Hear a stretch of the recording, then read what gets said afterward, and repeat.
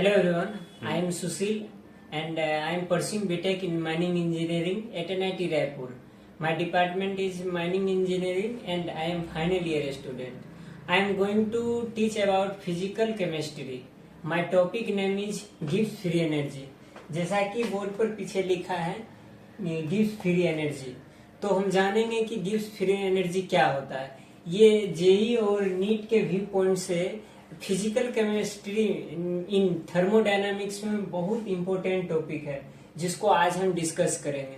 तो जानते हैं गिब्स फ्री एनर्जी होता क्या है। ये मेरा गिब्स फ्री एनर्जी का फॉर्मूला है, जो कि G=H-TS होता है, और G होता है गिब्स फ्री एनर्जी, H होता है एंथैल्पी एंड T होता है टेम्परेचर एंड S होता है एंट्रोपी। तो आगे हम इसको देखते हैं। Gibbs free energy is a thermodynamics potential that measure the maximum amount of work done from system at pressure and temperature are constant। ये बुकिश डिफिनेशन हमने पढ़ा है और इसको हम लोग एक रियल लाइफ एग्जांपल से समझते हैं कि गिब्स फ्री एनर्जी होता क्या है। तो हम एक एग्जांपल लेते हैं, लाइक जब हम लोग ग्लूकोज एडमिनिस्टर करते हैं कांस्टेंट टेम्परेचर और प्रेशर पे, तो ग्लूकोज स्पॉन्टेनियसली ब्रेक डाउन हो जाता है। तो इस प्रोसेस को, इस रिएक्शन को स्पॉन्टेनियसली रिएक्शन बोलते हैं। और स्पॉन्टेनियस रिएक्शन का सबसे बड़ा कैरेक्टरिस्टिक्स ये होता है, change in Gibbs free energy will be negative. Change in Gibbs free energy will be negative. और इसमें हमने क्या क्या देखा, गिब्स फ्री एनर्जी क्या होता है वो पढ़ा, इसका रियल एग्जांपल हमने देखा। और आगे हम पढ़ते हैं कि डेल जी निकालते कैसे हैं, देखते। बच्चों, बहुत समय पहले एक साइंटिस्ट थे जिनका नाम हेल्महोल्ट्ज था, जिन्होंने गिब्स फ्री एनर्जी, इंथैल्पी और इंट्रोपी में एक इक्वेशन डिराइव किए थे।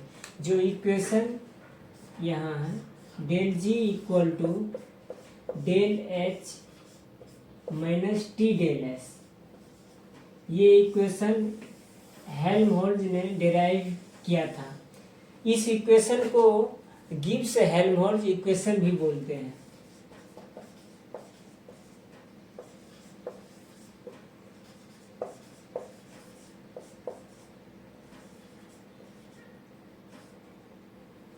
इसी इक्वेशन को गिब्स हेल्महोल्ट्ज इक्वेशन भी बोलते हैं।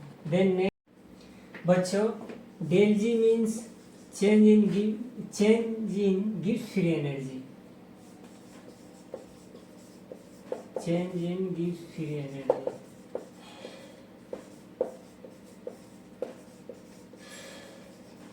और del H means change in enthalpy.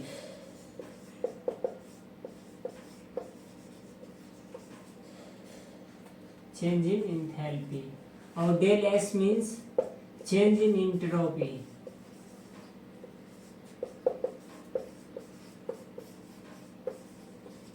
और टी टेम्परेचर होता है। बच्चों, इससे पहले हमने देखा था हेल्महोल्ट्ज इक्वेशन क्या होता है। अब देखते हैं डेल जी का 3 कंडीशन। किसी भी इक्वेशन का स्पॉन्टेनियस, नॉन स्पॉन्टेनियस और इक्विलिब्रियम का कंडीशन देखते हैं। डेल जी जब निगेटिव होगा तो रिएक्शन स्पॉन्टेनियस होगा। रिएक्शन स्पॉन्टेनियस होगा। और जब डेल जी पॉजिटिव होगा तो रिएक्शन नॉन स्पॉन्टेनियस होगा।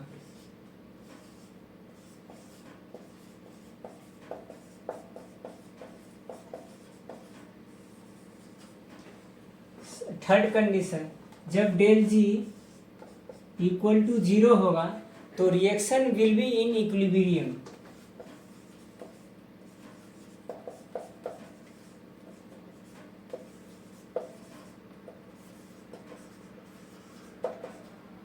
बच्चों, इससे पहले हमने देखा था गिब्स फ्री एनर्जी का डिफिनेशन, और उसको हम समझने के लिए एक रियल लाइफ एग्जांपल से समझाए थे। फिर उसके बाद हमने देखा था हेल्महोल्ट्ज का इक्वेशन।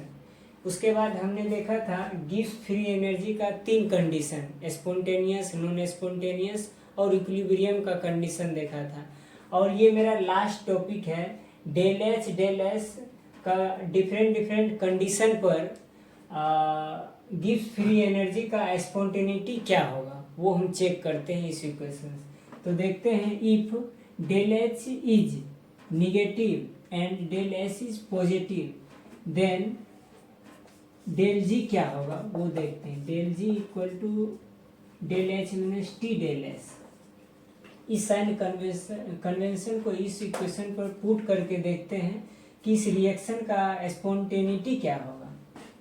डेल एच निगेटिव और डेल एस पॉजिटिव, तो निगेटिव निगेटिव पॉजिटिव निगेटिव, तो होल टर्म निगेटिव हो गया, मीन्स डेल जी निगेटिव। और डेल जी निगेटिव होने पर reaction will be spontaneous.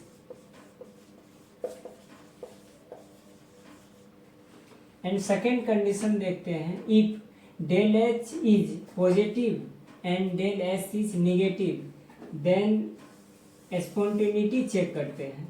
Del G equal to del H minus T del S.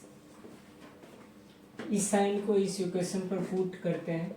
Del H positive और del S negative, negative negative positive, तो whole term positive हो गया, means del जी positive.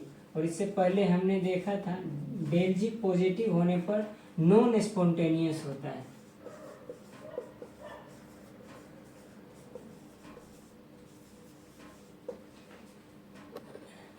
तो बच्चों हम लोग देखते हैं स्पॉन्टेनिटी का last condition.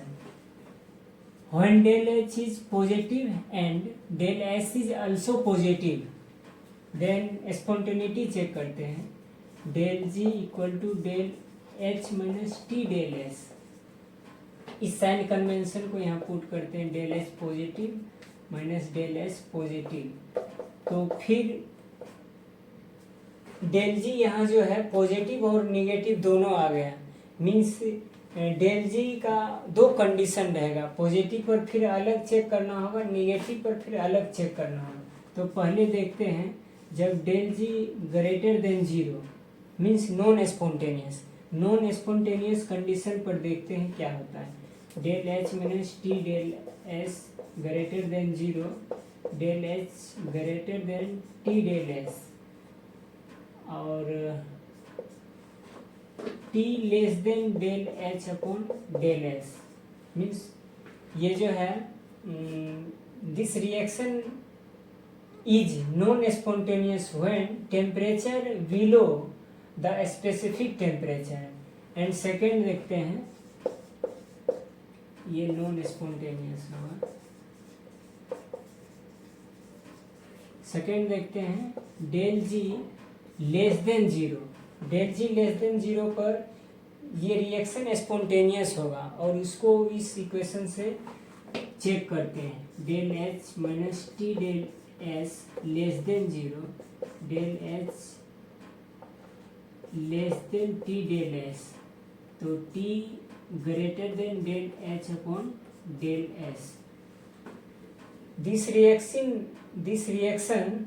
Is spontaneous when temperature above specific temperature। ये स्पॉन्टेनियस तब होगा जो मेरा टेम्परेचर है वो स्पेसिफिक टेम्परेचर से ज़्यादा होगा, तो ये कंडीशन स्पॉन्टेनियस होगा। ठीक है, तो हमने सब पढ़ लिया। ठीक है, आगे एक एग्जाम्पल देखते हैं। बच्चों, इससे पहले हमने सारा कॉन्सेप्ट पढ़ लिया है, अब हम लोग एक क्वेश्चन सॉल्व करते हैं। ये क्वेश्चन जेईई में पूछा गया है, तो क्वेश्चन क्या कह रहा है देख ले रहे हैं। The reaction for which del H equal to 491 kilo joule per mole and del S equal to 198 joule per kilo mole is not feasible at 298 kelvin, then find the temperature above which this reaction is feasible.